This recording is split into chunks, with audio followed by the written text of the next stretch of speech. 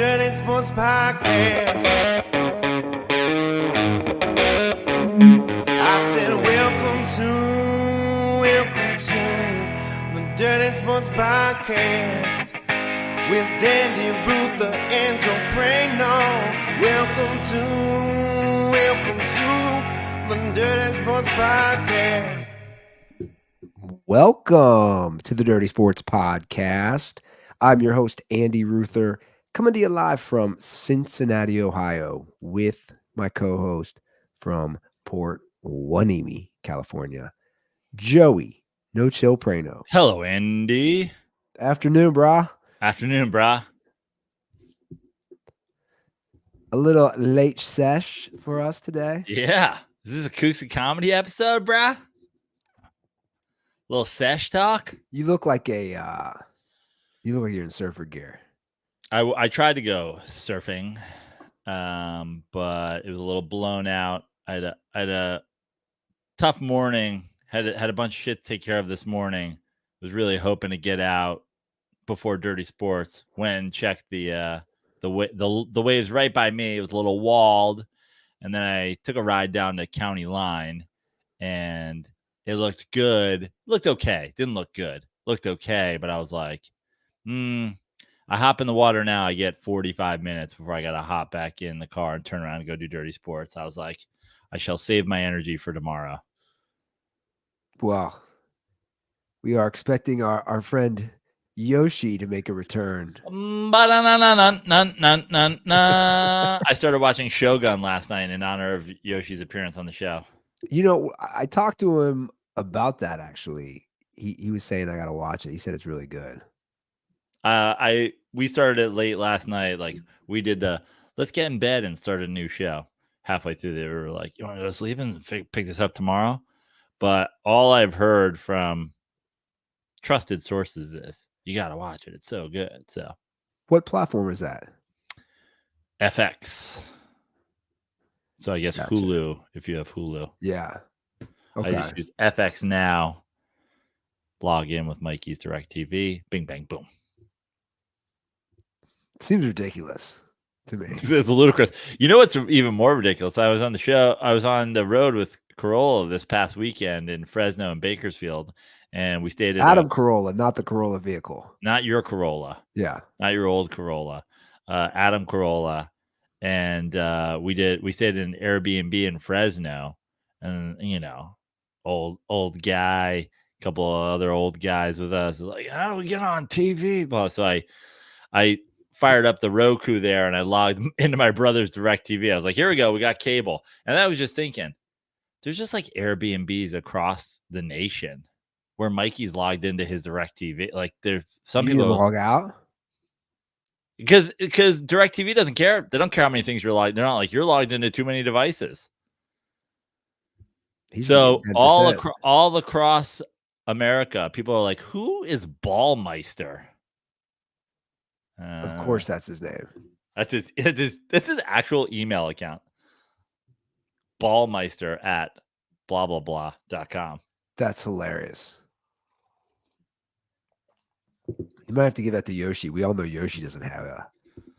By the way, Yoshi, I'm going to bring this up to him when he comes on. Is Yoshi the most untechnologically savvy Japanese person you've ever met? Yeah. Like, I thought you were going to say untechnological, but certainly the most technology deficient Japanese person. 100%. You know what I've noticed? He likes to call you. Like, he's called me 3 times this week, stuff that would be a simple text. Like, he called me yesterday and said, hey, whenever I see Yoshi's calling me, I'm always like, I guess he couldn't get Ruther on the phone. What the hell does he want? I'm looking forward to this. I think he's in Austin, but he's met OJ, so he'll have that story for us. I believe also dating himself. Yoshi's like, I met him in 1988. Yeah. And he's got a whole story behind meeting OJ. So this is pre-murder. This is like Naked Gun era.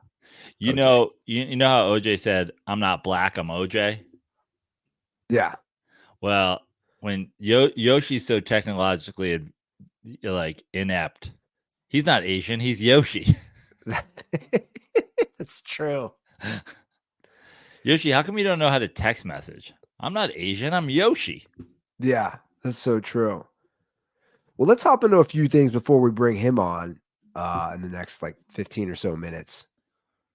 I figured we want to get into some NBA stuff. There's a lot to kind of unwind here. Mm-hmm. We obviously have playing games. They're all set now, right? Well, the 7 seeds have been determined. That's what I'm saying. And that's what I mean. Sorry. 7 seed, and we have a Lakers 7 seed. Philly will now be playing the New York Knicks in the first round, and the Lakers will now be playing the Denver Nuggets in the first round. The 8 seeds are still up for grabs.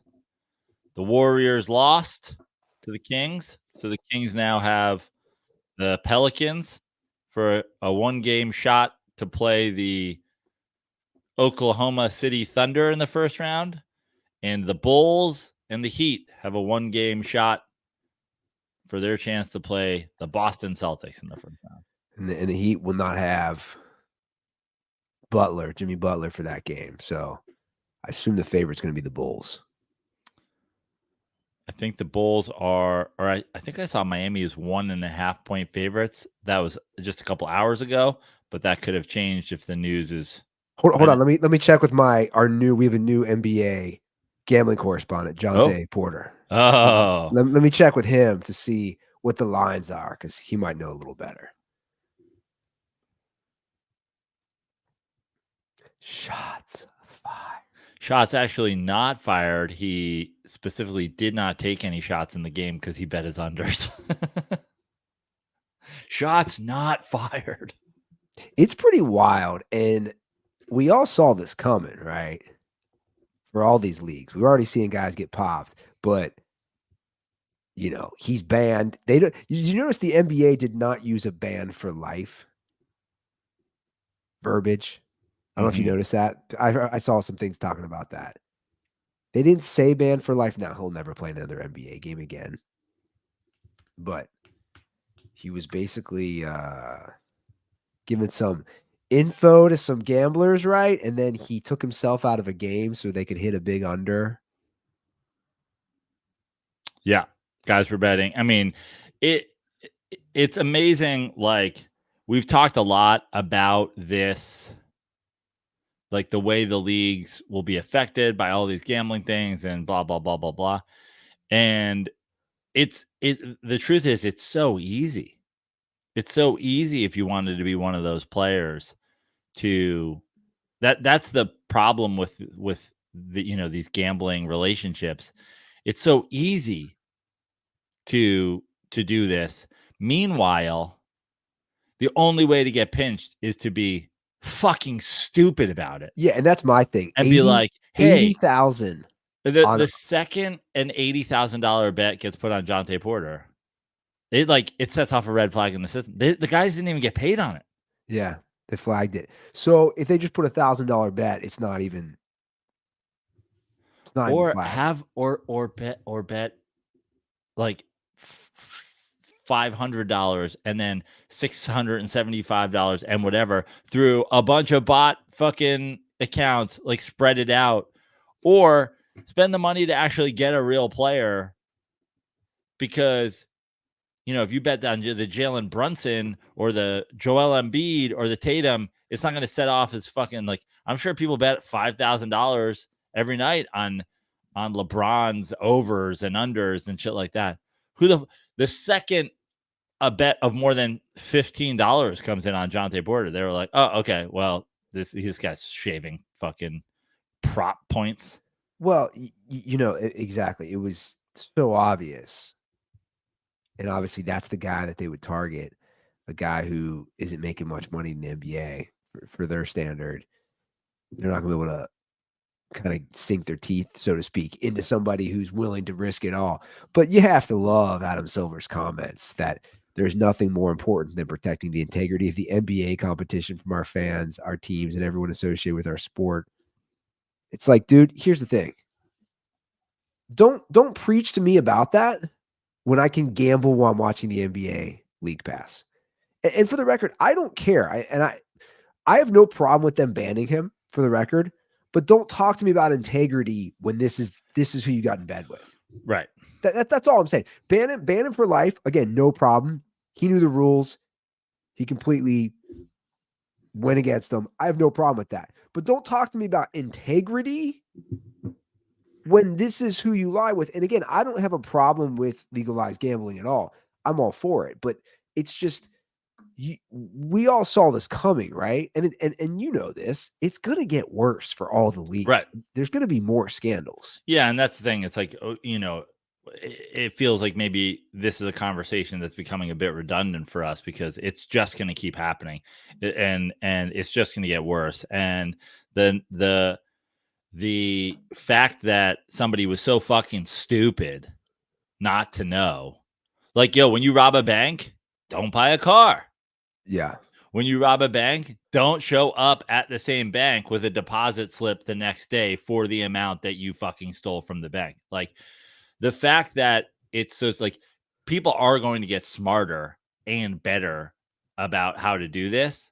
So this is not the last gambling scandal, but it is, of course, it is going to be a bit redundant because it's like, well, this is what happens. Like, you've opened the world up to all these conversations. I mean, the truth is, if these leagues wanted to protect the sanctity of their game or whatever, they would say, hey, we don't mind it being, we don't mind you guys supporting us as a sponsor and blah, blah, blah. But like, you can't do player props. Well, I was just going to say that's the only solution is no prop bets, but the percentage of money made in gambling on prop bets is so huge. I wish I had it in front of me.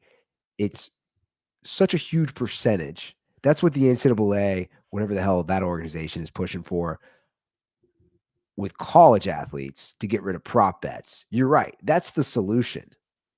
Now, I don't believe any of these gambling sites or companies would ever do that. No. I mean, here's the numbers. This kind of blew my mind. This is the 2023 American Gaming Association, the revenue numbers. This is in 2023. Americans wagered a record $119.84 billion on sports gambling last year. Let me repeat that. $119.84 billion with a B. And those bets for the gambling industry, we're just talking sports, translated into Prano, $10.92 billion in revenue. I mean, when you're hitting the B word, right? When you're hitting the billions of dollars, and the NBA says, "Hey, can you guys not do prop bets?" They go, "Fuck you." Yeah. We own you. We own the NFL. We own Major League Baseball. We are going to do whatever we want because we're making billions of dollars. Meanwhile, Jontay Porter made $21,000. Luckily, he's got a rich brother. Right. Was he up on a 10-day contract? Was that the thing? I'm not sure. Because, I mean, the league minimum is like $400,000, isn't it? Yeah, I think that's what he was at. The league minimum. Got it. $400,000. But you know what's crazy? It got me thinking following all this. And I didn't think we might have talked about this. How many of these guys, again, they don't do anything shady, but they're at their barber and they say, "Oh, so-and-so's sick. He's not playing tonight." Yeah. And I mean, that in Wall Street, that's called insider trading. Sure. So it's like, we know it happens and there's only so much you can, whatever, but there's also not a system in place to, a sole person can just like whatever you want. They can't say, "Oh, you knew that this is insider trading. You're going to jail for fucking using information to benefit yourself." So yeah, it's all ludicrous and it's going to keep happening. And like I said, I feel like we've done 10 of these already. And we just scratched it. Like it only became legalized gambling across all these states like 2-3 years ago in some places. Yeah, last year was the first year gambling was legal in Ohio, and Ohio actually generated the fourth most revenue of all this. I think there's 37 or 38 states already. And I was like, oh, because I did see the effect with friends and everything and family. In Ohio, the revenue was 936 million. Yeah. So almost $1 billion just from Ohio in revenue. But like, here's my thing. And then we'll wrap this discussion up. I'm not one of those like, duh, it's so bad. I'm not, people can do what they want to do. Alcohol can be bad. Drugs can be bad. Let people decide. How dare you? So it's not my problem. Like if you go to the Kroger by me, and if you're so addicted to gambling and they have a kiosk there to gamble, if you can't pick up your bananas and not gamble, like that's not Kroger's problem. That's not the state's problem. That's a you problem. Is there a gambling kiosk in your supermarkets? Yeah. For sports betting? Yeah. Who is that guy? Yoshi. Great question. Basically, right? Yoshi. Who doesn't have the internet? Yoshi's like, I have to go to the Kroger. I have Tom Brady over 0.5 games played next year. He's feeding his Coinstar, like it's a Coinstar machine. He's putting loose change in there. Well, good news for him, they make sushi rolls on the spot, like order at that Kroger too. So okay. So he could go get some fresh made sushi. Here's a dork fact for everybody out there. Kroger is the #1 selling provider of sushi of any place in the country. Kroger sells more sushi than any place in the country. In the United States. Well, I mean, that tracks though, right? I mean, it's how many branches of Kroger are there? No, it is the largest grocery chain. There, Yeah. because there's a lot that aren't named Kroger, but they're owned by Kroger, like Smith's and Albertsons and stuff. But I don't know. I just thought that was kind of interesting. Like how I'm just saying how mainstream. Like I don't know how it was for you when I grew up. You didn't just getting sushi wasn't like a thing. Yeah, I mean certainly not at supermarkets. No. Now, especially like literally sushi chefs in there rolling them. You're like, hey, I want this. Can I get this? What was that place we went to, me, you, and Tug in Venice? Where did we go? It was like all you can eat sushi. Like you had. It was in Santa Monica on Lincoln, right at. Yeah, Santa Monica. Yeah, it was. What was it called? I think they don't do all you can eat sushi anymore there. That was the most sushi I've ever eaten my entire life. I love that place. That place was great. I forget what that place is called. It was right in the Albertsons parking lot, right off of Ocean Park on Lincoln. Yeah. Exactly. Yeah. So do you give the Lakers a puncher's chance in this 7-2 series? Puncher's chance, yeah. But not a real chance. How many games did they win? 1? I mean, that's probably did they get swept last year? They did. Yeah. Feels like 1. 2 would be impressive. I mean, I guess I believe in LeBron. Like I wouldn't be blown out of my seat if it was a 6-game series. If it was a 7-game series or a Lakers win, I would be fucking shocked. Yeah. One game would not be surprising at all. A sweep would be. I think a sweep would be kind of surprising, although they just get swept last year. I mean, this is obviously I'll be rooting for. This is sort of like the. This is as it was last year in the Western Conference Finals. This has 2011 Mavs Heat vibes for me. Obviously, I didn't love the Heat when LeBron went there, but I was already like a LeBron. I don't want to say stan then. That was very early in my LeBron like standing, but kind of a win-win, kind of a lose-lose for me. Like, I just think this Nuggets team is so great. I think they play such a great brand of basketball. I think it's like that most evolved style of basketball that we've seen. It's all running through a center who's a great passer, who's a great shooter, a great facilitator. It's such great brand of basketball that, like, I root for a team like the Nuggets to do well. Like, going on, like, there's, you always have your rooting interests in a series. I probably root for the Nuggets over like a lot of different teams, because I like Jokic and I like their brand of ball. But like at the same time, you're rooting for LeBron, Yeah. So it's tough. Somebody said to me the other day, who are you rooting for in this Kings Warriors series? And I was like, well, I think the NBA playoffs are more exciting when the Warriors are in it. So like I'm kind of rooting for the Warriors. Also, I said on Dirty Sports last year that I thought, the Kings being, I think they were a 2 seed last year and then losing. I thought it was going to be a step back season for them. A lot of people called me out. Why don't you fucking believe in the Kings? Blah, blah, blah, blah. This is why they're so fucking great.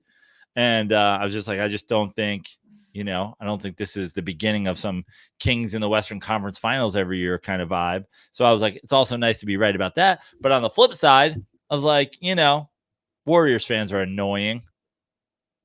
Draymond's annoying. The Steph slurpers are annoying. So I was like, I'm also kind of rooting for the Kings. So that was like sort of the opposite. I was like, I don't really care. Both could lose, and that's fine with me. Do you think they keep Klay Thompson? 0 points. That's such a wild stat. 0 for 10 from the field in that game. Injuries. It's hard. It's hard to say that you do keep him, but at the same time, it's like it really does feel like, I don't think the Steph Warriors have another championship in them, like with Steph. So it's like, if you're not playing for a championship, what are you playing for at this point? Like, do you get rid of Klay just to get rid of? They certainly should. Yeah. CT has unsubscribed from Substack. How dare you? Well, they were obviously vouching for him. And I get that. But at the same token, I agree with you. You got to get rid of him. Like, listen, there's a history there and there's whatever. But like, let's say we decided to bring on a third co-host every week. And all of a sudden it's me, you, and I don't know, fucking Tug. Me, you, and Tug are doing this every week. And then all of a sudden you only come with baby takes. And my baby's got an ear and she's getting tubes and she's got a snot and whatever. And we're like, NBA, you're like, didn't watch. NFL, I'm out on that too. We'd be like, it was a history. We did 1,000+ episodes, but like, if you're not going to talk sports, like, get fucked, bro. Like, yeah, I love you, dude, but like, you're out of here. Like, he's at 0 points. Sure. 0 points. And playoff Klay has been a thing, right? Like we talk about in other sports with Peyton Manning or Clayton Kershaw, like playoff Klay of just bad games or just meltdown games. It's been a thing. I am laughing watching Yoshi get set up here. Bruh.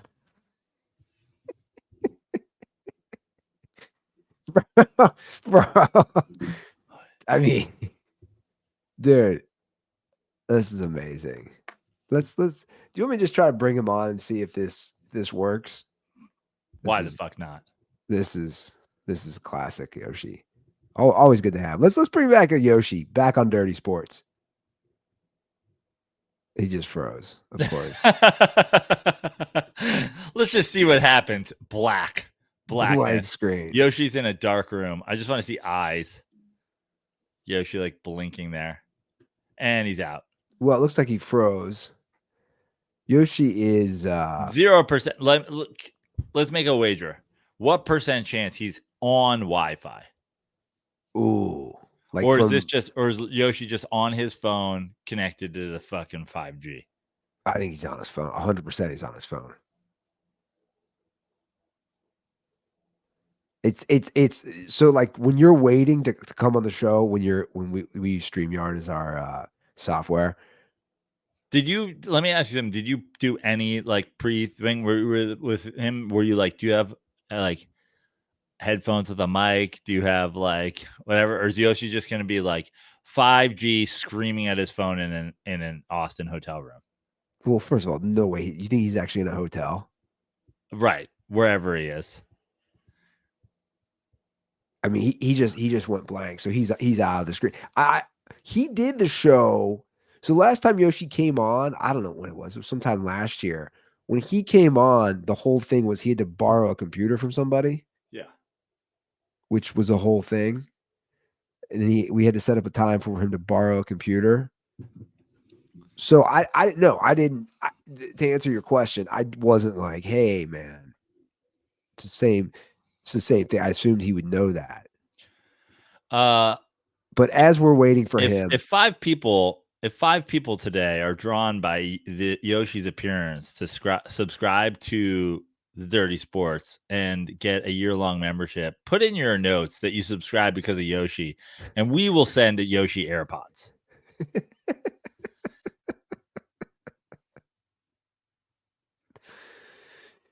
I don't know where we would mail them.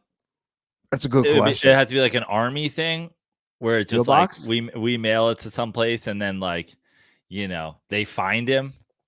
It's like the fucking scene in A League of Their Own. They're like, oh, I got this letter. I don't know who is this for. Does the next serial killer convention, whatever city's hosting that, do they have a PO box? Yeah, we just send it to the front desk at the Columbus, Ohio Radisson, where the serial killer convention is, where Killer Con is. So every time he tries to log on, from my end, it just says device is not connected. Anyway, as he tries to do technology, yeah. I want your take on the Sixers Knicks pending series. Well, as I've said to everybody's asked, who are you more afraid of? Who are you more afraid of? I'm not afraid of either of these teams, the Heat or the Sixers. Obviously, the question mark of who we play is now over, but I was more afraid of the Heat, and that's simply like a Riley and his deep hatred of the Knicks. I just figured he would be shadow coaching the team in a series against us, and also I like a potential Heat Celtics matchup. Now, would I have preferred the Heat if Jimmy Butler was going to be hurt? Sure. But that being said, everybody's like, Joel Embiid, they're this with Joel Embiid. I know Joel Embiid was hurt for a lot of the year. Knicks 3-1 against the Sixers this year. I know Joel Embiid was hurt. But Isaiah Hartenstein has been incredible for the Knicks this year. And if we had him alone, I would feel I'd feel fine about it. But also Mitchell Robinson, who's a great defensive center, is back. So now we have two, in my opinion, of the most underrated centers in basketball to throw the 1-2 punch at Embiid. I just think when you have a combination of guys that I think no one's neutralizing Embiid, but keeping him in check a little bit. A little bit of keeping Embiid in check between those two guys. Also, and I'm not afraid to say it, I don't care who has their opinions. I prefer, or I feel good about the fact that we have the best player in the series. And we have two guys. Jalen Brunson. Yeah. And you can argue all you fucking want. Anybody out there, like, he's not better than Joel Embiid. Well, first of all, he's healthy. Yeah. Second of all, he has been. Even in the games they fucking played this year, like he's just been better. He is the best player in the series, in my opinion. Sure, Joel Embiid has an MVP in the recent past, but at the same time, it's like a game. Joel Embiid is not. He doesn't Jokic. control the game like Jalen Brunson does. And he's not Jokic. This game is not. He's not Yeah. facilitating the Sixers. Now, Jalen Brunson isn't Mr. Pass First point guard, but he is facilitating an offense. He is causing mayhem. I mean, I think he was 3rd in the league, and this is a crazy statistic. I think he was 2nd or 3rd in the league in total points in the paint. Wow. In the paint. That's insane. So he's just doing something else to the same, and so it's those two combos. Makes you feel confident. Yeah. I said to Tug last night, I said Knicks in 6, maybe 5. That would be mine. Well, look, I hate to cut you off. I think he's in. So we can get back to this. Before we lose him again, let's see if we can bring in Yoshi. Lose him again.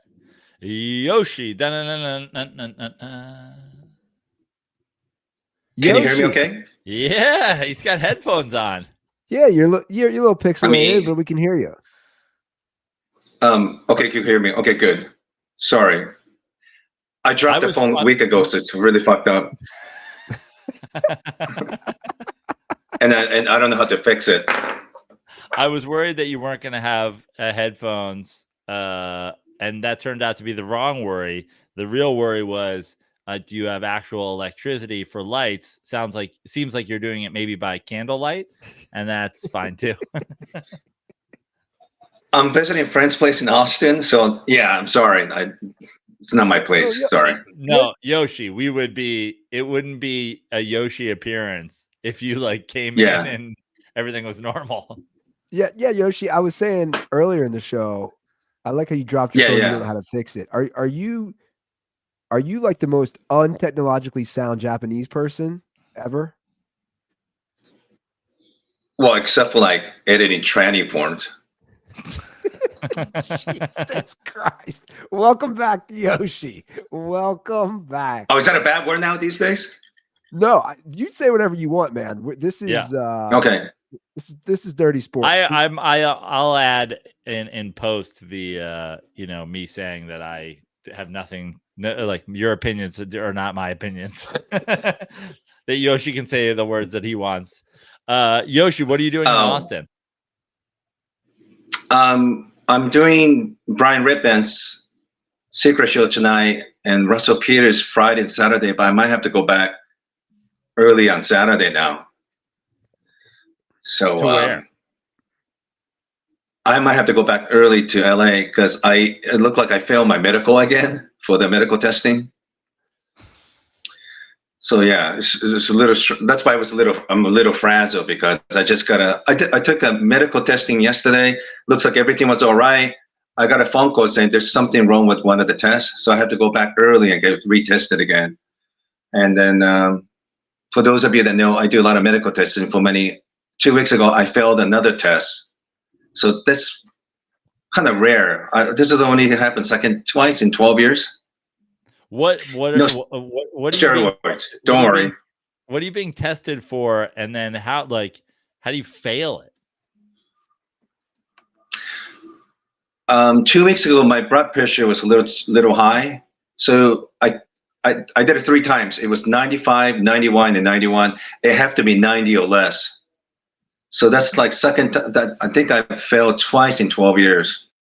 Wait, then today I just got a phone call half an hour ago. and then blood pressure. And then when you fail, that just means you're not healthy enough to participate in multiple studies. Yeah, so they cut me right away, and then I tried another one yesterday, and I just got here in Austin half hour ago, and I just got a phone call in LA. Hey, can we come back Monday to retest one of the tests? So I'm scrambling to figure out how to get back.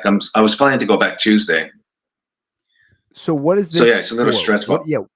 What is this? What are they testing? What drug is this for? Do you know? This drug is for what the hell was it? Heart disease, I think. It's for heart, I think.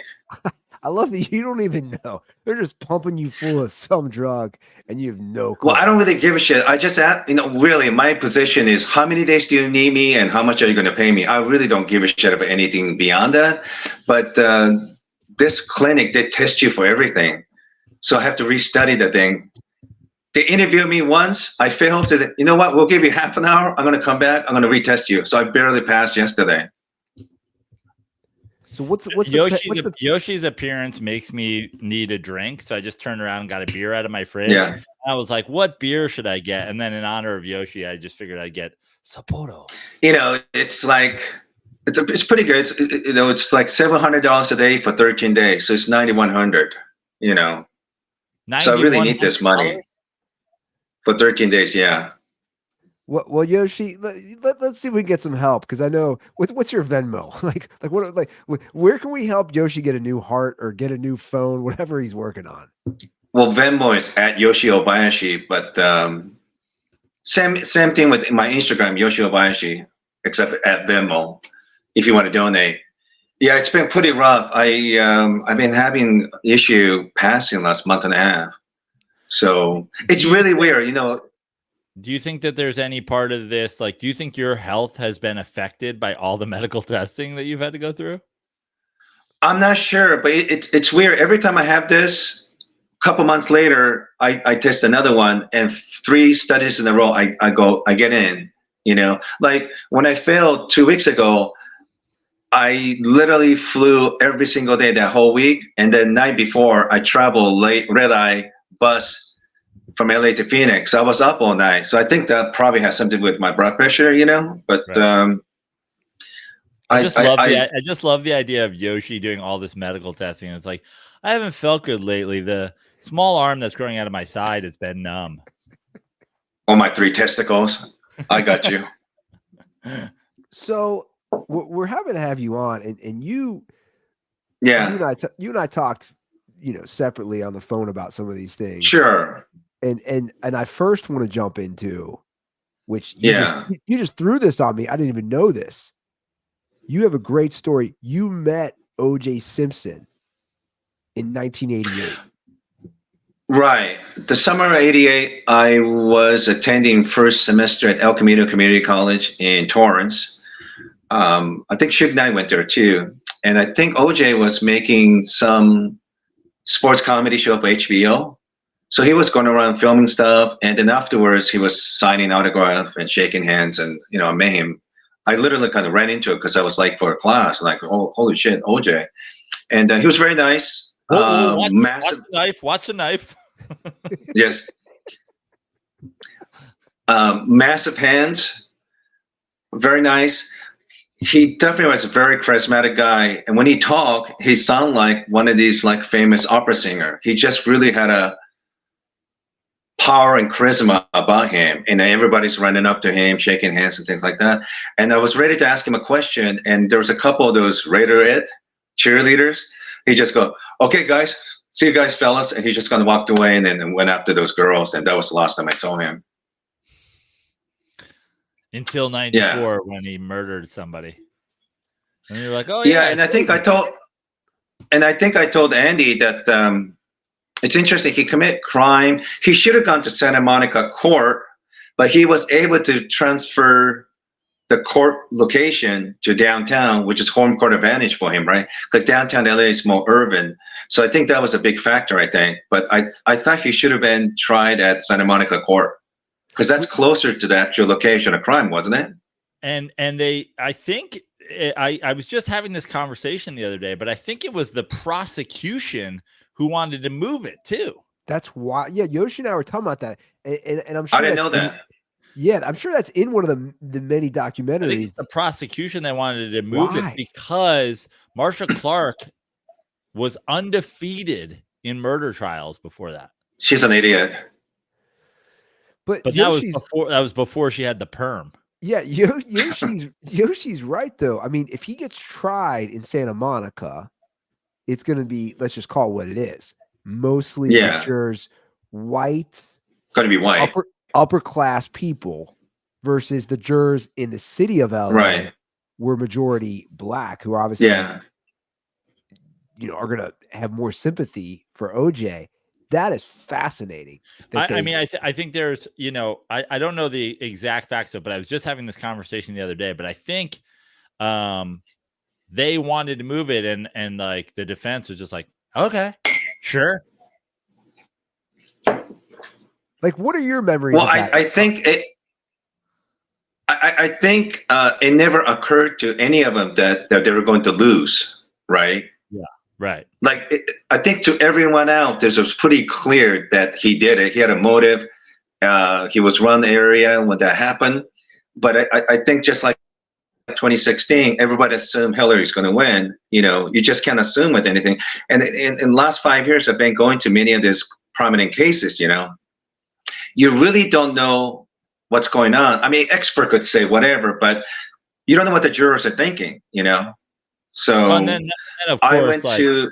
He so clearly did it, and he ran and whatever. Feels like maybe don't also frame him after that. Like, feels like we didn't need you to also try to frame him, because that certainly was their case.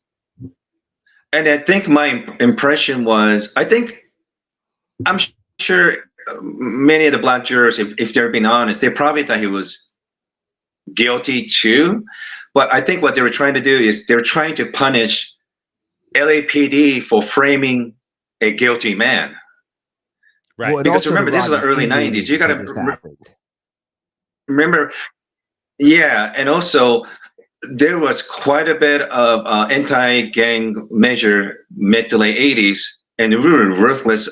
So I think many of the black folks feel like they've been treated terribly by LAPD. So this is their way of correcting the market, I guess, of justice, I think. You told me on the phone also. I mean, these days, I don't think most black people think he was innocent. Sure. Yeah, I think everybody knows he's guilty. Didn't you tell me on the phone you also met Mark Furman? Yes. Kato Kalin. I did a comedy show at the Comedy Underground in Seattle, Washington, and upstairs Swanee's. So there's Comedy Underground upstairs Swanee's bar where all the like Mariners and Sonics used to kind of hang out, you know. And I think if I remember right, every Seahawks opening day, I think Mark Furman was there every year or every other year, and I saw him. He's a big dude. You don't fuck with that guy. He's just a big dude. So he lived in Seattle, Mark Furman.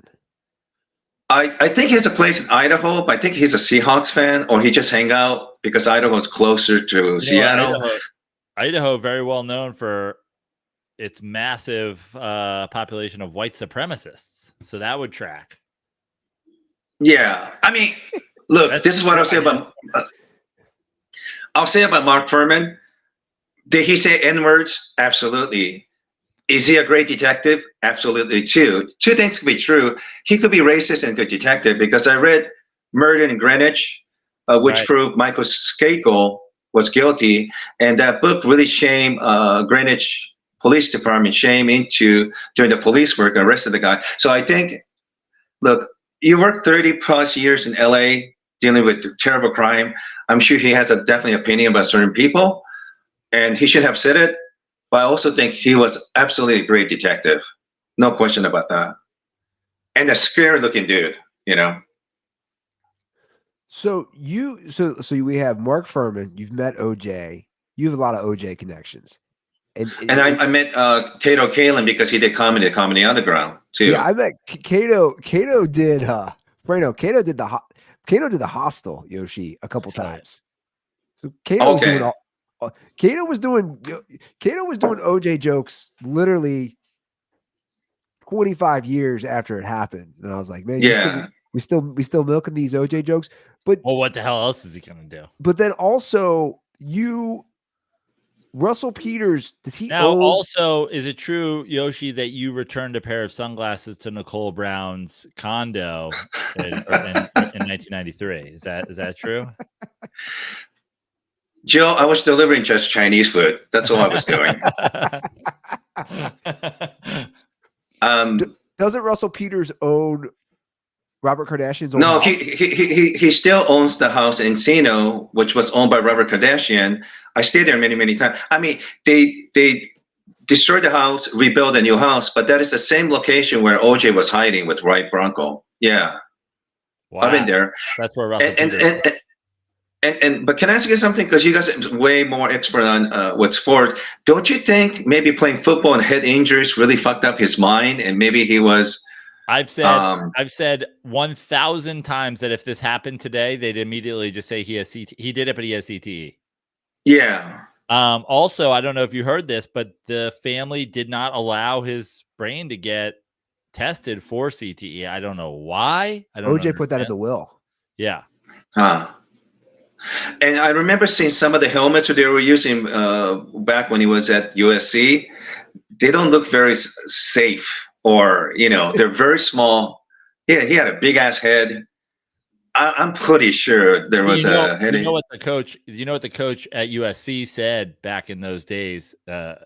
Everybody had concerns about these helmets, but the coach would always say, if the helmet don't fit, you still must hit. What do you think? Or do you think he was a born psychopath? I can't make a decision on that one. I think it was a combination of. Yeah. I mean, there's so many stories out there about his childhood. His dad was a drag queen, gay, died of AIDS. Like, he grew up in this situation, grew up with that. You do that. The violence that comes with playing in the NFL in the years he did, his background, plus CTE. Plus, honestly, and this isn't to jump on the Mark Furman, but like the treatment of, I'm sure, black athletes in the 70s, or even a black athlete trying to be in Hollywood, all those things combined, plus the CTE and the guy with the temper. That's just, I don't think he was the kind of born psychopath. I don't think OJ was like killing small animals when he was a kid. No, but am I remembering this wrong? I thought out of all that black athlete, he was treated different. Like even racists were treating him well at USC because he was clearly such a. Well, you're right. You're right. Yeah, I mean that's look, Yoshi. This is kind of more your expertise. You're going to serial killer conferences. Like, what's your take?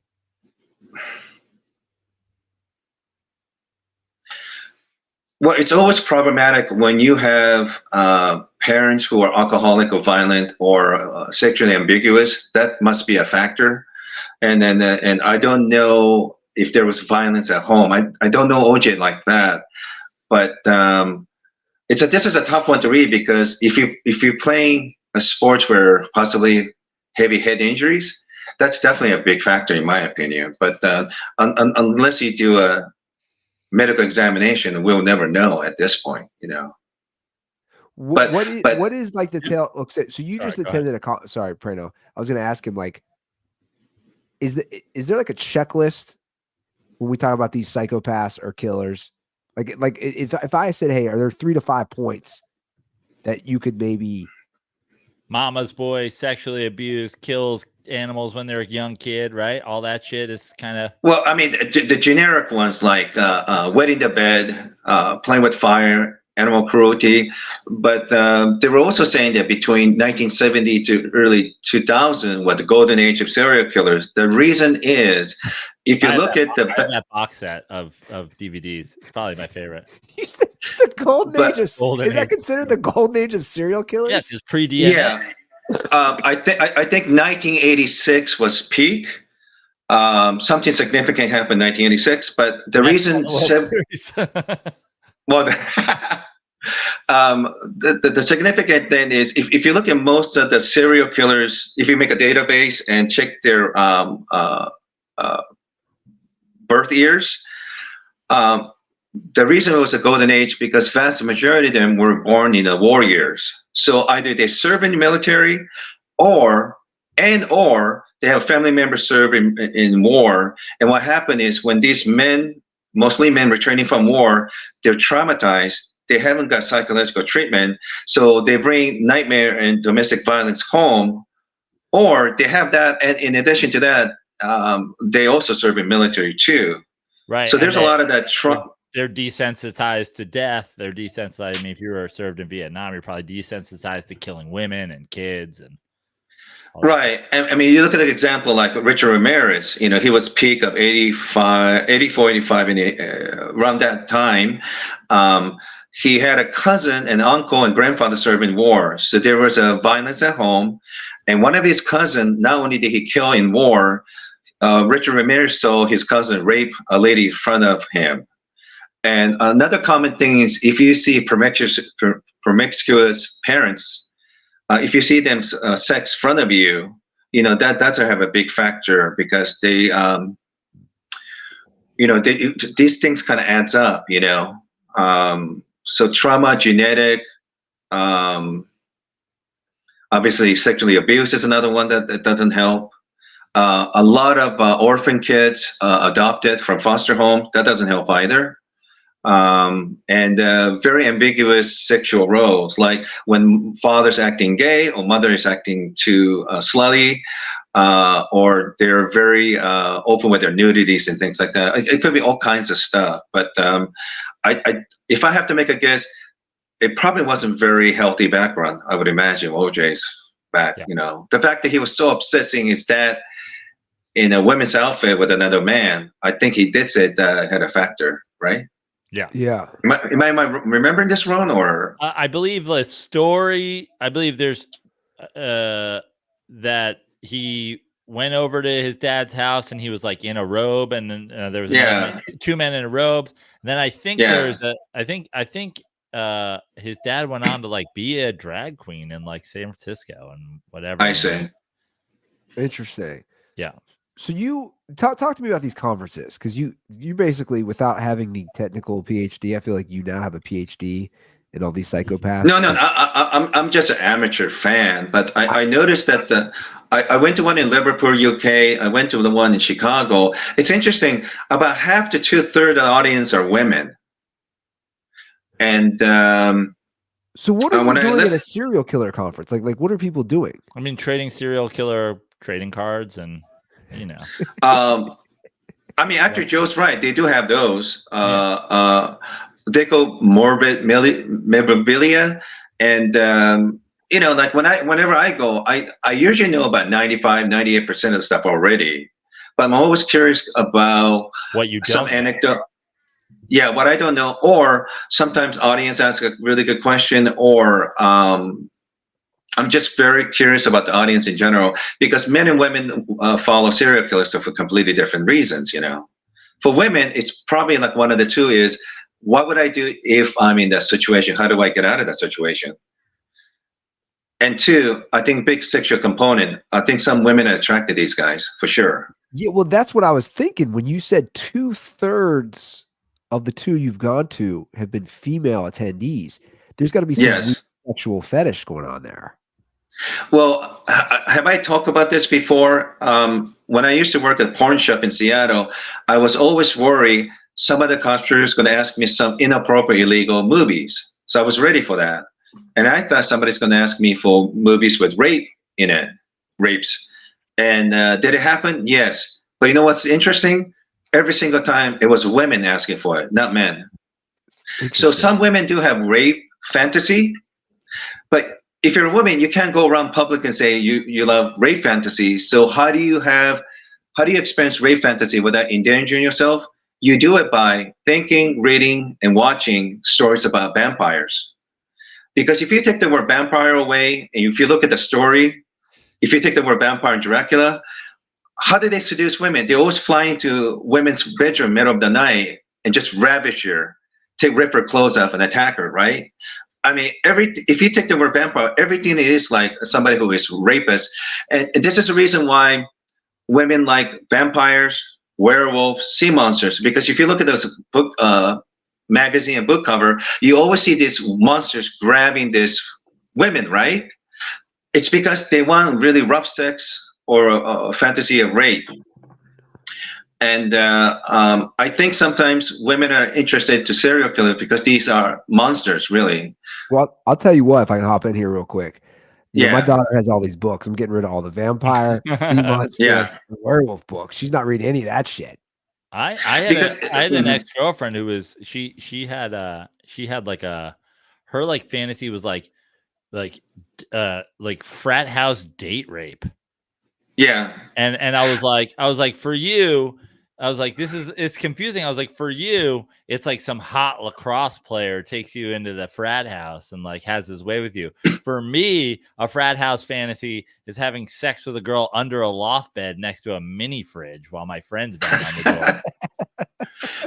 But can I tell you something? Two things. One, I noticed that rape fantasies are particularly popular with religious women, because sex before marriage is not allowed and you shouldn't do it. Only time you could technically have sex and not get in trouble is either getting married or possibility of somebody attacking and raping you. So I noticed like a lot of religious women, when I meet them, when I talk to them, and after doing the show talking about porn or something, they will probably tell me that they have this fetish and fantasy about rape.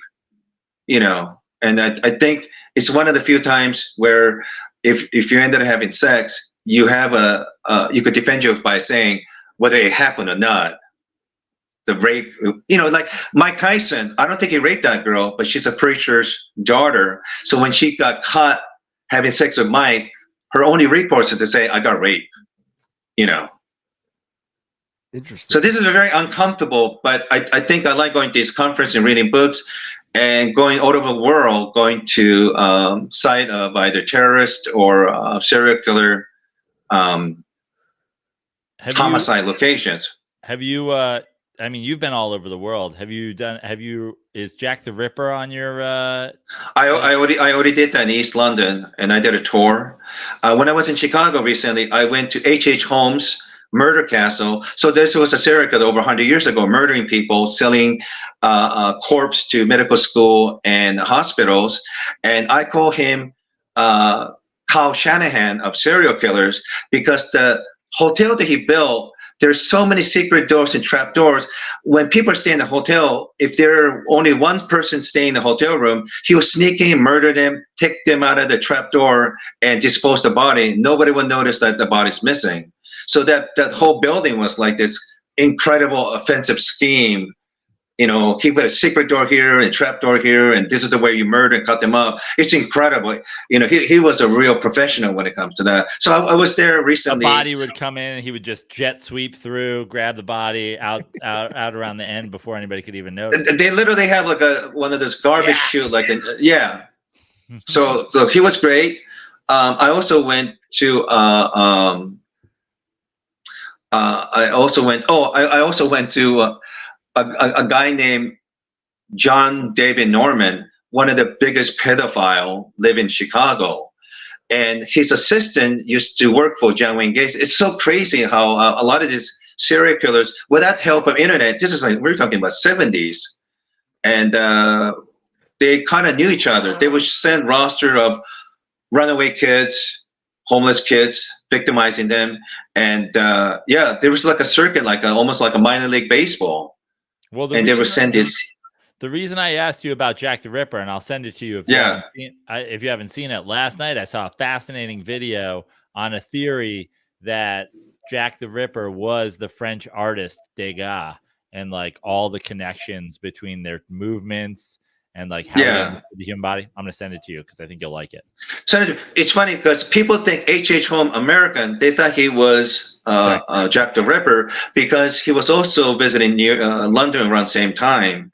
I don't know. It's hard to say, but that was the silver era of serial killer. But a lot of time people kind of ridicule the United States because it's true. We are number one in terms of number of serial killers, technically. But here's the thing. There might be more serial killers in other countries. They just don't have a good policing like the United States. Right. We catch them, but other countries might have had more serial killers, but they didn't know it or they didn't catch them, They didn't. But yeah, 70s to 2000. I mean, we have so many serial killers. But things changed because 86 DNA were used to catch a serial killer early on, So I had this joke that I wrote. I don't think I ever did it. It was after watching. Like, you guys ever hear of the Taco Bell serial killer? No, it was after I watched the the thing on. I'll murder a whole crave case. Yeah, what was the Netflix? Why am I now? I'm forgetting the serial killer's name. Ted Bundy. Yeah, Ted Bundy. After I watched the Netflix thing on Ted Bundy, Yeah, and just the lengths he would go to, especially to kill like the college girls, and then he ended up in Florida, right? And the sorority girls. But my joke was like, you know how hard it was to be a serial killer back then? Nowadays, like if you wanted to just murder an entire sorority, just be like an Uber driver for a night. You just hit up the campus and you're like, boom, I killed 10 girls from like Kappa, Delta. Then I killed girls from the Gammas. It's like, that was my bit. And then I was like, nobody's going to laugh at this. And they're going to think I'm a serial killer. Well, I think a lot of young people don't know who he is. That's another problem, I think, Well, he was bit, at the time because Zac Efron. Oh, got you. And he was good looking and. Yes. Right. Wasn't charming. Wasn't Ted Bundy the guy that girls would write like sex letters to? Yeah. Well, Richard Ramirez. Yeah. A lot of them get them. Sure. It's because this is like a monster / rape fantasy. And two, it's safe because they know these guys are already locked up. So they could have a relationship with them with the safety of knowing the police are already there. This is like the Beauty and the Beast syndrome where women attract to this monster. Some women are so arrogant that they think they could change them. Serial killers, Yeah. That's but crazy. yeah, he used to get a lot of letters. Even like Dennis Rader, BTK killer, have fans, and he's not a good looking guy at all. Can we pivot from the serial killer discussion? I want to talk a little Shohei Ohtani with you. Okay. I thought you were going to use the BTK to pivot into talking about K-pop with Yoshi. That was Yoshi, I need some insight into this Ohtani thing. Now, at this point, I'm not an expert. The United States feds are saying that his translator stole $16 million right underneath him. And to me, it's just bizarre. He placed what was it, Joe? Like 45 million in bets. Yeah. I could be wrong because I could be wrong, but I think I saw something like I'm really like guessing, but it was something like he won 140 million, he lost 180. The difference is like 40 million or something like that. Yeah, no, you're right. Yeah. It was something like that. Something like that. And look, unless somebody showed me like forensic accounting and there's some kind of evidence that the Ohtani did it, I'm inclined not to believe it. I know people don't understand why he was so hesitant to answer questions and answer the public, but you got to remember, he's Japanese. We got nuked Hiroshima. We waited 3 days and got nuked second time. Then we finally made a decision. We're not exactly the fastest decision makers, right? And two, when you're rich like that, and Ippei, this translator, he wasn't just his translator. He was his driver, security guard. He was doing booking, making travel arrangement with people, paying his bills and things like that. Well, here's my, Yoshi, you're very close to some big name comedians. Like, I know Shohei Ohtani is rich on a whole other level. But like, how much do you think you could steal from Russell Peters before he noticed? A lot, I would imagine. Yeah. How you think you could take like $100,000 without him being like, Yoshi, you took $100,000 from me? Can I give you a different example? A guy named David Cho, the graffiti artist. He's worth $500 million, whatever, like that. I remember going to Vegas. He would have like multiple penthouse. I'm not kidding you. I think there was a time he had like $500,000 or something on bed. He doesn't give a shit. I think Joe's right. If I took 50,000, 100,000, I don't think he'll remember, to be honest. But see, I saw something that was interesting too. Ohtani's earnings, he really didn't make an insane amount until this new contract. Right. So the argument was 16 million is a lot for what he was earning. Well, you forget he's famous in the United States. Yeah. But he's even more famous in Japan. He had an endorsement for years. Here's something that's crazy. I went to the Dodger game the other night. I've never seen this before. Yeah. But on the Jumbotron, when he was at the plate, like it was his face, and then like Yeah. what he had done in the game on the right. You know, his first inning he did this, second inning he did this. Underneath his season stats, and usually in between all that, there's another space, and it will be like, you know, Shohei Ohtani went to blah blah blah. You know, whatever player went to blah blah blah high school, or his dad used to play for blah blah. You know, some fact about it. It was just an ad. Yeah. For his Japanese skincare company on not separate inside the profile on the thing. I've never seen that before in my life. I was like, what is Kosei or whatever? And then we looked it up and it was like his skincare company as part of the statistical Jumbotron thing, not an ad, not a separate thing. I've never seen anything like it. I was like, man, this dude's probably got fuck ton. And this is good news for Major League Baseball because there's so many more Japanese are watching this game in Japan, and more visitors will be visiting United States. And you know, this interleague thing they did in South Korea too. You know, and look, he's so rich, and I'm sure he has so many multiple accounts. I really don't think he's keeping track how much he has money every single day. I just don't see it, you know. What do you think? What do you think is behind the spring training announcement that he was married? No backstory. No one knew he had a girlfriend. No one knew he was engaged. Just out of nowhere married. What do you think that's about? Wait, let me ask you, Joe. Do you think that was like a misdirection or distraction away from the gambling problem? Is that what you're saying? One theory was maybe it was because she knew, maybe she was his girlfriend and she knew about some stuff, and if they got married, she couldn't testify. Oh, I see. The marital, whatever it's called. I might be a little naive, but the reason why I'm kind of hesitant because he had such a great reputation from very young age, and he knows. I think it's really hard for Americans to understand the scrutiny of media in Japan and Britain. It's very vicious. To this day, the newspaper business in Britain are really vicious against Tiger Woods. You know, in Japan and Britain, they're a way bigger newspaper audience. So gossip is such a big thing. So he knows if he got caught something like gambling, the consequence for him and his family. But not only that, he's representing Japan.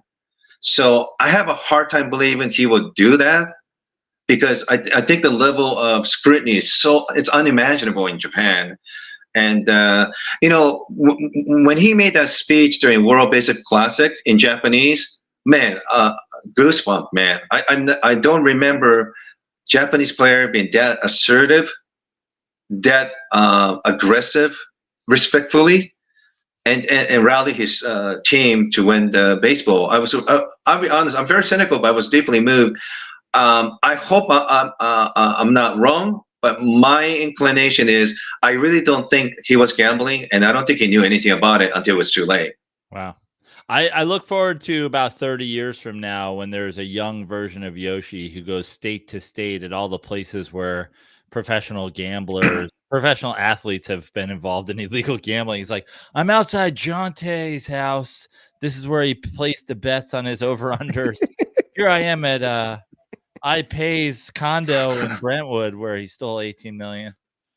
But Joe, don't you think it's also weird too? I mean, sports gambling is everywhere. Isn't it a little hypocritical though, to some level? Of like course. They're trying to and I heard that no money was bet on baseball. Is that true? That's what I read. That's what they claim. Yeah. Okay. Who knows? But I mean, living in America is a fucking. Go ahead. No, I was going to ask. You know, I'm curious. You say it's next level. If we talk about is he without a doubt the biggest sports star in Japan? Yeah, but it's not just sports thing. I think what's that Hebrew word for a good person? Mensch. Yeah. It's like 1,000,000% of that. The level of respect that he has in Japan, and he's not just representing his family but the whole country. You know. And let's be honest, I've never seen a player like him ever. Yeah. Well, I mean, that's what. Don't you think that he's like one of those once in every 100-year talent. Joe could probably speak more on that. I mean, that we've never seen, in the modern Babe Ruth, right? Yeah, we've never seen anything like this. I mean, obviously, if it were to last, it would be the greatest. He would be, if it were to last for any significant amount of time, he would be the greatest modern baseball player in terms of everything that we've seen. You talk about like WAR and how to evaluate these guys and whatever. But I mean, also he pitched, he got hurt, he got hurt. Now he's a DH. Like, it's coming apart pretty fast, but also at the same time, we've never seen a player in modern baseball do what he was able to do on both sides in terms of pitching and hitting. Even, I mean, you even talk about like, you say Babe Ruth, like Babe Ruth pitched until he hit, not while he hit. Like Babe Ruth wasn't like winning World Series games as the pitcher and the hitter. Like that was. Oh, that's right. You're right. But you know what I thought was funny with the Ohtani was the first home run. They took the ball away from that couple. Remember that? Oh, yeah. And at the first Dodger home run, and they basically like. That's the amazing thing is like Ohtani's so rich that he doesn't miss 18 million just disappearing from his bank account, but he offered her 3 Dodger dogs and a hat. Well, what I thought was funny that I think her last name was Venezuela, so she's Latina.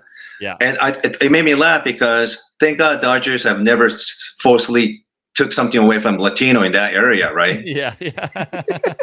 Going with thank God for that. A deep LA history property joke. Love that. And two, do you know who were the PR for Ohtani? They're the same people who represent Harvey Weinstein and Danny Masterson. I don't know if these people are. I don't know if that's what I remember reading about it. That's what you told me, and that's Prado. That's insane. If I don't think that's a dream team. As that Harvey Weinstein used. Why would the theoretically, right? Like if you're those guys and you're guilty, you go, who's the best fucking lawyer in town? You know, so it probably is like, PR. Yoshi said, PR. The PR, but he said not exactly a dream team. It's like there's only so much the PR can do. You know what I mean? By the way, I went to both Danny Masterson and Harvey Weinstein court case, same floor, same time. There were one corner of one hallway, another one is the other side. There was so much rape you could literally smell in the air. And two, that was the same floor. The main room in that hallway is where OJ was found innocent. So that was really strange to be there about a year and a half ago. Yeah. That is insane that it was all the same. And energy's real. Like I just can imagine the energy from all that. That's some bad vibes. Do you ever worry about that, Yoshi? Like you're going to all these places and you're surrounded by people who did really bad things. Yes. Like, do you ever think about that? Okay, so when you're an NFL coach, you have to pay attention to defense. You have to pay attention to offense. You can't just focus on one side. You have to kind of focus both, right, to have a complete team. And I think I do read and think about the victims, but you also have to study the criminals. Like, why did these particular criminals pick these victims? So you have to pick both to get a clear picture of what's going on. Sure. So it can be really, really hard. But I guess what I'm trying to figure out after doing this for so many decades. I guess what I'm trying to say is I'm sick. I'm a sick person. I mean, I've been learning a lot. Before I want to offer something. Say what you're going to say, but I was going to say, like, are you doing a paper? Like, what's the end game here? Are you getting are you doing a thesis for a college? What's the end game here? You just want to know about this? I'm doing I did a one-man show in Scotland last year. I want to do a little bit of revise next year. And I want to add, I went to Ghislaine Maxwell case, Epstein, Harvey Weinstein, Elizabeth Holmes. I went to the Trump case. I saw him twice in New York. Danny Masterson, Harvey Weinstein. I'm also going to go for Rex Hillerman, the Long Island serial killer. And I'm going to Hadi Matar, who stabbed Salman Rushdie, which been delayed. But after I check all those, I'm going to kind of package it and do a one-man show talking about, because I think for me, there's no difference with serial killer, terrorist, rogue billionaire using their finance to hurt people. I think a lot of them do it because they have a terrible, terrible fantasy. And it's not, if it's not a managed fantasy, they're inclined to do something terrible, But before I forget, I want to offer something for your fan base. If any of your fans on the show are interested, Ipe, the translator, I'm probably going to go to his court cases. So if anyone want to email me and find a date when it's happening, more than happy to go. I don't think I could go to every single one of them, but I would like to go because this is a very interesting case. It has to do with financial crime. It has gambling, obviously, sports, but there's a cross-cultural thing. I want to know what he was thinking, because. So what do you want to do? Like a meet and greet with some of the listeners? Like what? Also, can I was just thinking about Yoshi turning all this into. They could meet me before the court. We could go in, sit down, listen to the case. Afterwards, we could talk about it. But oftentimes when you go to these cases, you will hear things that probably not access. It's not access for public. Yeah. Like when I went to Jeffrey Epstein case with Ghislaine Maxwell, that was really interesting because a lot of times I'm only one of the few people privy to those information, I was just listening to you talk about turning this into a one-man show, and I've got a title to throw at you. Here we go. Yeah. Rape, Murder, and Mozzarella Sticks. My tour of crime scenes and comedy clubs around the world.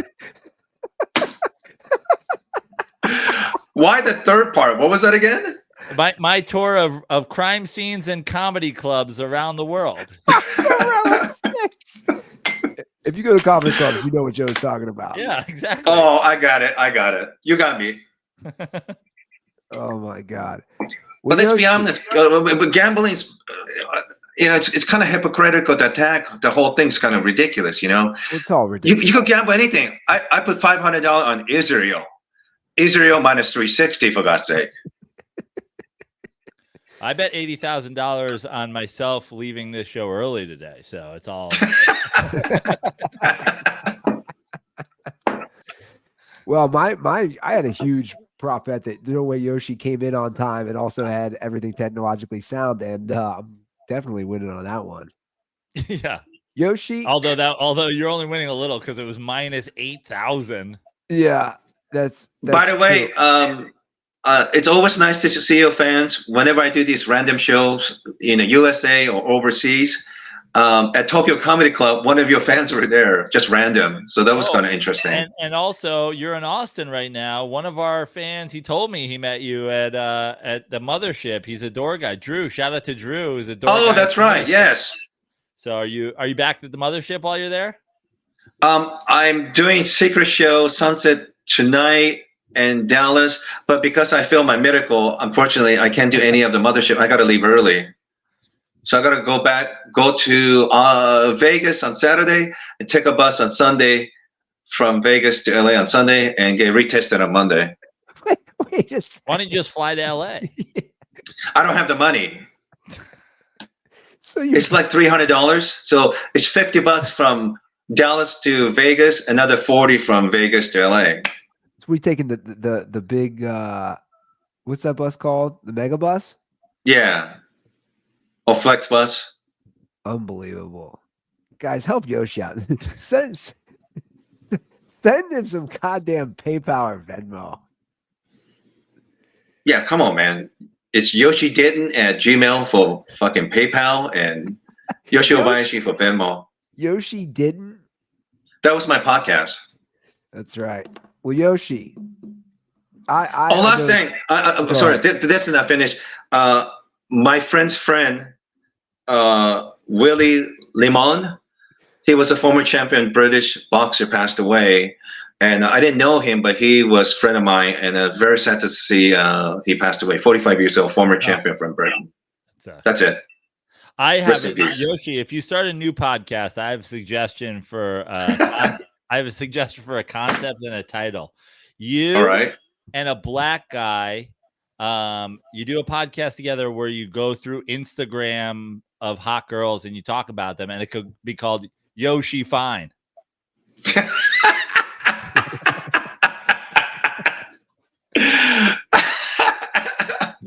Find me the black guy.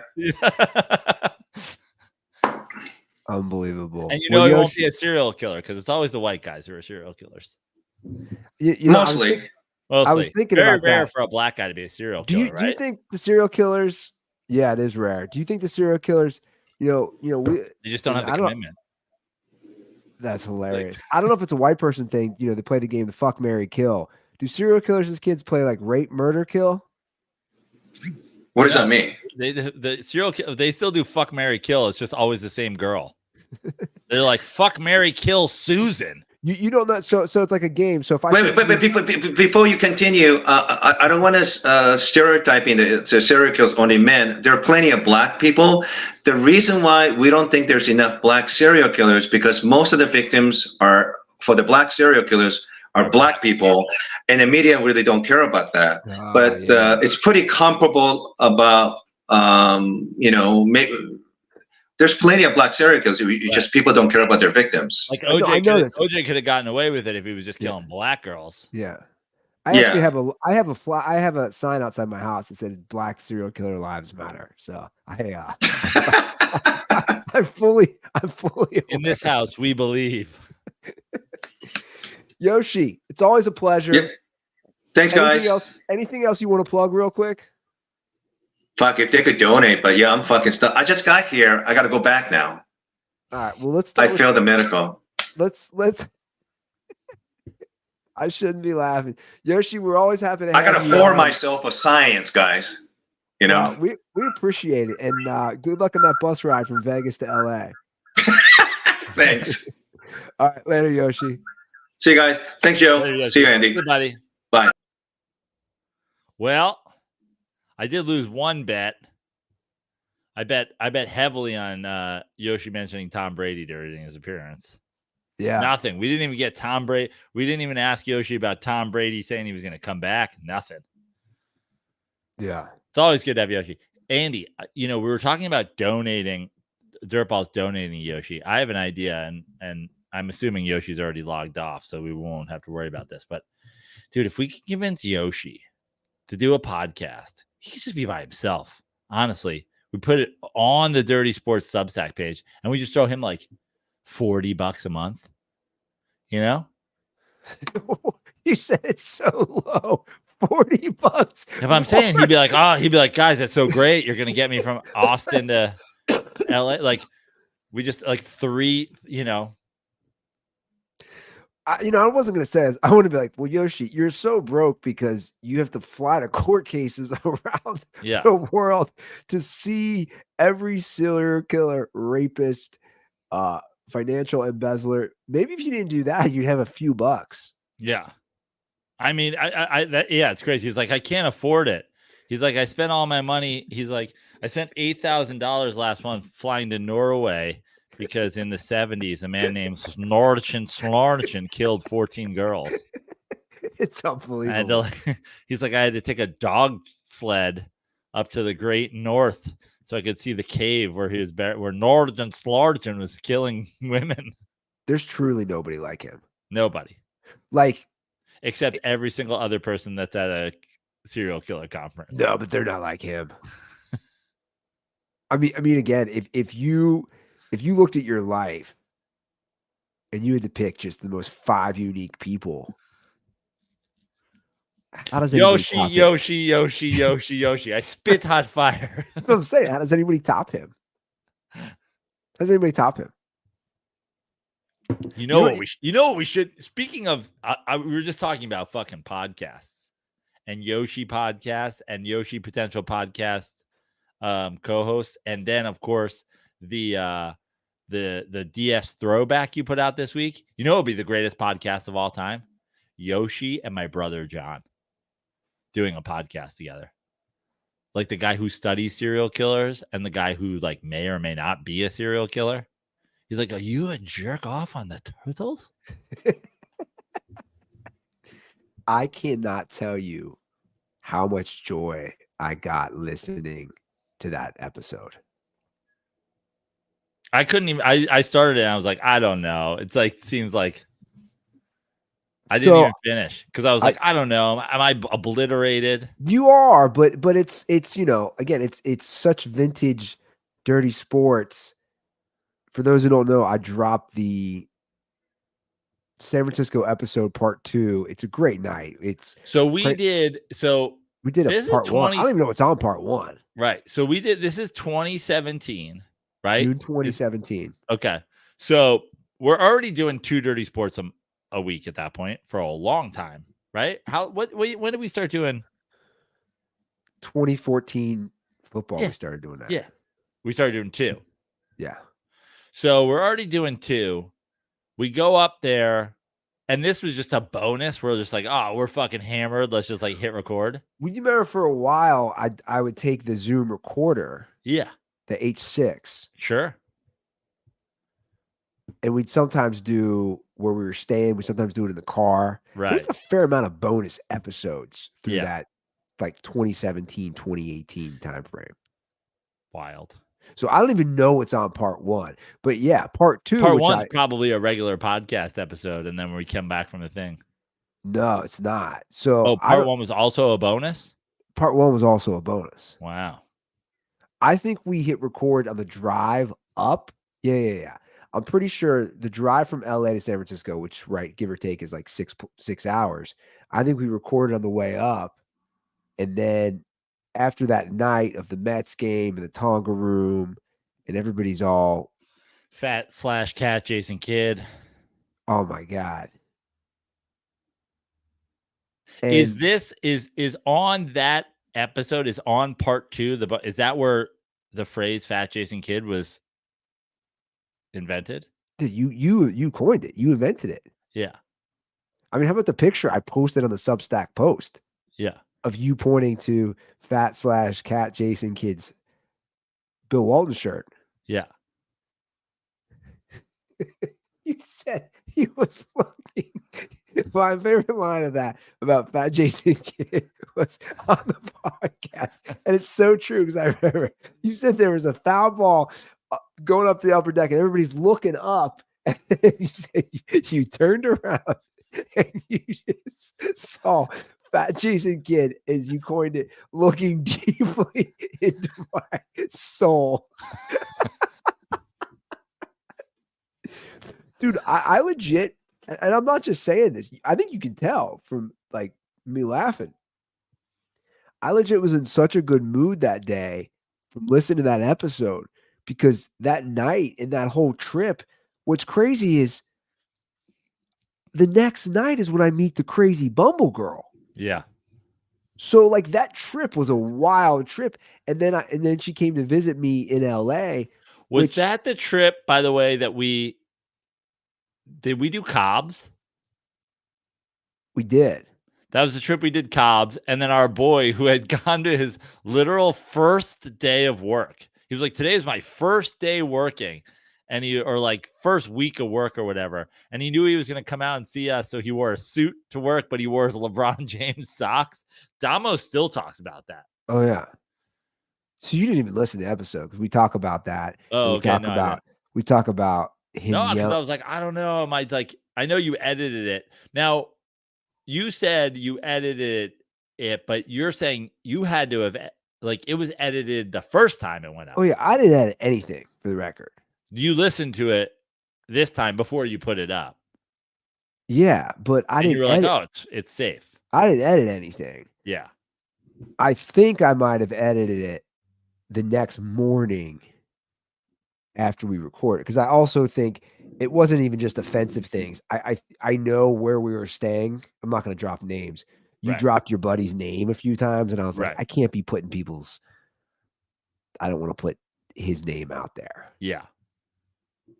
and you might have been like talking about his work. You know what I'm saying? Like there was personal stuff, and I was like, this could blow back hard. Yeah. So in fact, you don't remember this. I edited it now that it's all coming back to me. I edited it the next morning before you even woke up. Yeah. I was like, yeah, I edited that podcast. And you were sober then. I was. So really it wasn't. stoned, It wasn't. Yeah. So I was But- just hammered, and you were like, I was just like, because we got pizza afterwards. You probably don't remember. We actually went. There was a Burger King down the I street. remember. And we went to the walk-up window, And they wouldn't serve us. and we were like, "Fuck that!" And I was like, "Anyway, fuck Burger King. There's Yeah. a pizza joint down the street. Yeah, We I can get do remember that. some slices of pie." Yeah, it's an all-timer, man. It's great. Honestly, you know, and I know it's the definition of preaching to the choir, because the paywall is up at this point. Like if you're listening to this far into this current episode, you're already paid, because we're certainly putting a paywall up in the middle of Yoshi's content in hopes of luring some of the Dirtball fam that loves a Yoshi appearance into coming over and joining Substack. So it is the definition of preaching to the choir, but the freedom that comes with, like, I know everybody's like, some people like, oh, $7 or whatever. You guys, this whole thing is like, the move to Substack has lit a fire under Andy Ruther. That's for sure. This guy's going back and doing throwback episodes and stuff like that. But also, and I said this before, it's the definition of a safe space. It's the definition of a safe space. Like, we have created a paid wall around our safe space, because no one's paying $70 a year or $7 a month to come here and be a hater or or try to get us canceled or whatever. And it's so fun and freeing to, you know, just be like, oh, this is the kind of shit you just can't put out to some asshole dirtball that wants to, like, whatever. But here you go. For the ride or die, there's so much content to be unearthed, to be like revamped, to be reshared, that could only go to like the trusted few, as I will call you. Yeah, I agree. There is a huge freedom, and I enjoy that, and I like that, and it's fun to go back into these. And I want to also add, I was texting with Hall of Fame Dirtball Stanga, and he was kind of he aired some things he had about Substack, and he said, "Can you get these to people?" I said, "Without a doubt." It was technical stuff. And I see a message even right now. I'm not going to fully read because it's a long message, but I appreciate that from a dirtball. Guys, if you have any recommendations, no lie, they work with us so hands-on that this isn't one of those, oh, it'll be blown off. They will actually and I told Stang this, I go, if you want to connect with people at Substack, they will literally hear hey, I'm having concerns when this happens, or can I recommend this? They're open to all that, which is great, to work out any kinks or to facilitate a better app and a better experience for everybody. And listen, if you like a drunk Joe Prano, which Andy Ruther does, obviously from the throwback episode, I'm gonna announce it right now, Andy. This Saturday, 4/20, I believe. And you're obviously welcome to join. 2 days from right about now. You're welcome to join me. Knicks game 1, Madison Square Garden versus the Sixers. I'm going to be here in the shed. I'll be live. Oh, nice. Weed will be smoked. 4/20, bro. Drinks will be had. Maybe I've got to go get like some Brooklyn lagers or something like that to really get into the New York spirit. Maybe I got to go find some Blue Point toasted lager somewhere to get into the New York spirit. I'm going to get drunk. I'm going to smoke some weed. I'm going to smoke a cigar. I'm going to live cast the Knicks playoff game. Andy's welcome. Well, it'll all be on Substack. Let's fucking go. Go New York. Go New York. Go. Yeah, that's great. Let me look at my old Sure. Pop old in schedule for a little bit. Yeah. Pop out. No, don't even sweat it. I want to say one thing, and then I actually going to have to wrap it up here soon. But I first of all, 310-359-8365. That's our hotline. But I want to say one thing before we leave, just because I did watch the Patriots documentary, and I see these things that Robert Kraft, and now they're going back on what is being leaked, and they're saying it's not true. But I see these things that Robert Kraft went to the Falcons, and he said to Arthur Blank, the Falcons owner, to not trust Bill Belichick, and that the rumor is that was a huge reason why the Falcons did not hire Bill Belichick. It was a done deal. And this is the quote: Kraft found Bill to be extremely difficult and obstinate and kind of stubborn, in the end, not worthy of his trust, and also very, very, very arrogant. And I just want to say that, like, I legit get annoyed when I see this stuff, because after watching that documentary, I think Robert Kraft came off as the worst of all of them, in my opinion. Now, Bill didn't say much, but that's Bill. A lot of times, like, when they'd ask him Aaron Hernandez, he'd say, I don't want to talk about it. Or they'd ask him a specific thing about Brady, and he'd say, well, we have problems with all the players. And that's Bill. That's always been Bill. But I just want to say this. Bill Belichick won 6 titles with the Patriots. Obviously, the whole debate of Brady, Belichick, all those things, that can go on forever. I don't really care. Belichick also, as documented in that series, stuck with Brady when Bledsoe came back healthy. So there's no Brady career arc if he goes back to Bledsoe. Yeah. And at the time, that was a hugely controversial decision. Also, it's such revisionist history, and it's so obviously sour. You worked with him for 20 years.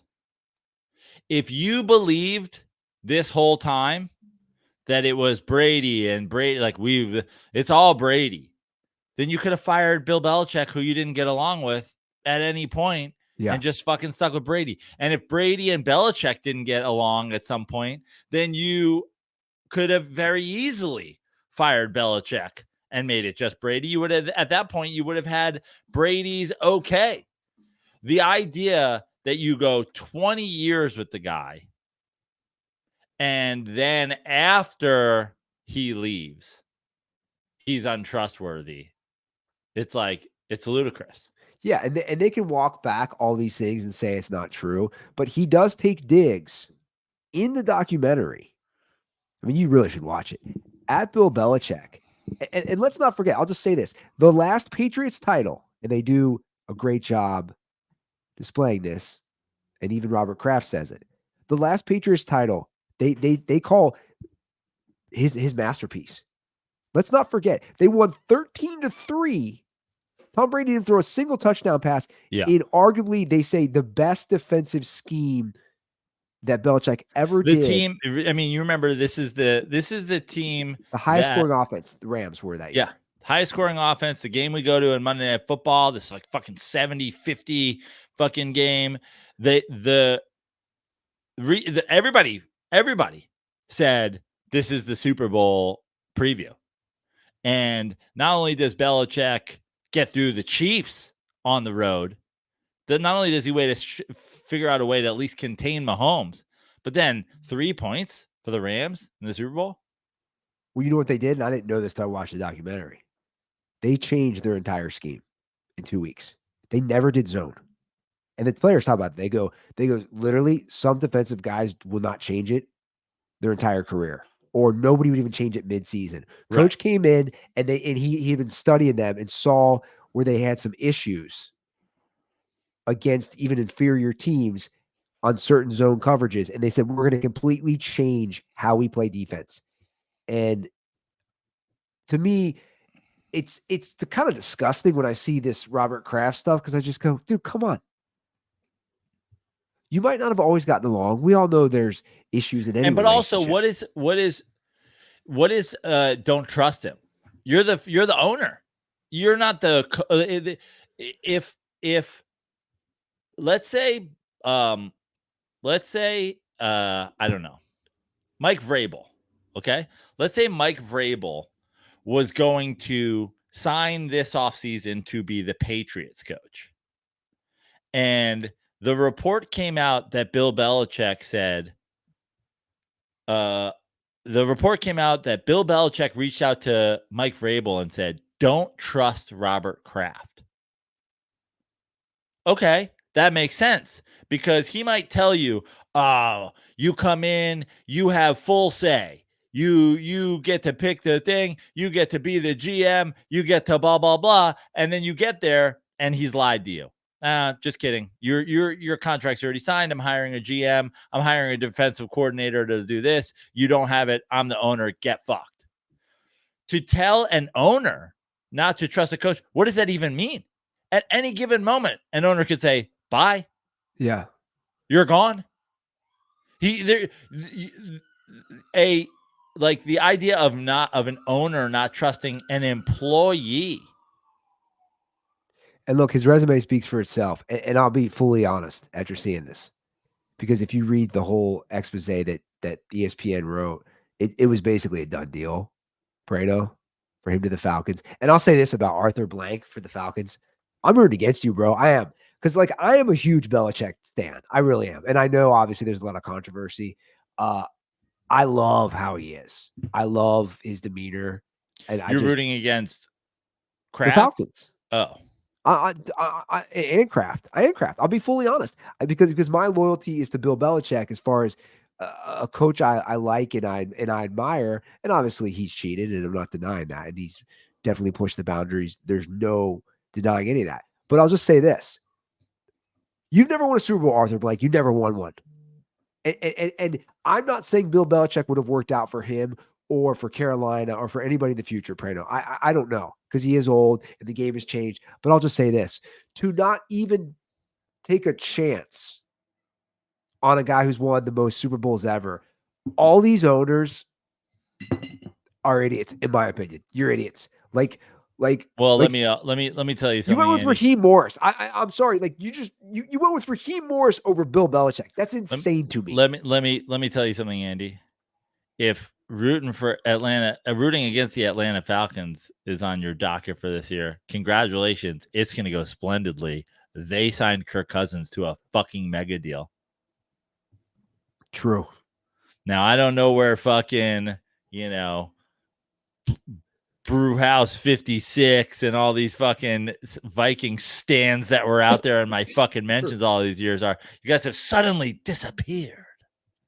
But if you're fucking rooting against them, don't worry. They're not winning 2 playoff games, Andy. They're probably not winning 1. The truth is, they're probably not winning the fucking division. Yeah, I really think it's crummy. Again, the guy, 24 years, and you win 6 titles. And I think they're full of shit walking that back, saying they didn't say that. It came from somebody. Multiple sources, if you read the article. Yeah. Anyway, Belichick will be on McAfee next week. I don't know if you saw it. They're doing like a draft thing, right? Yeah. So that'll be kind of, interesting to see. Well, if you're in the greater New York area, if you're in the Connecticut area and you want to watch the NFL draft and Game 5 of the New York Knicks series, if necessary, if you want to watch both of those things with me, you can do it. We'll go to Bobby Valentine's restaurant in Stamford, Connecticut, and watch all that shit together right after you come to my show at New York Comedy Club Stamford, right around the corner from Bobby V's. New York Comedy Club Stamford, a week from today, August 25th. Come see that. I got a bunch of shows. I'll be in New York City the night before, April 24th at West Side Comedy Club. I'll be at the Stand Friday and Monday and Tuesday. And I've got Gotham Comedy Club on Tuesday, or Stand on Wednesday, Gotham Comedy Club on Tuesday. All kinds of shows in and around New York City and, of course, Stamford, Connecticut coming up. Go to my website, joeprano.com, or follow me on social media at Joe Prano. Cool. All right, guys, that was a fun show, and we always appreciate Yoshi hopping on. Hopefully he figures out a new phone and how to travel and the whole 9 yards. Always fun. All right, guys, we'll be back on Monday. Have a great weekend. And as always, stay dirty.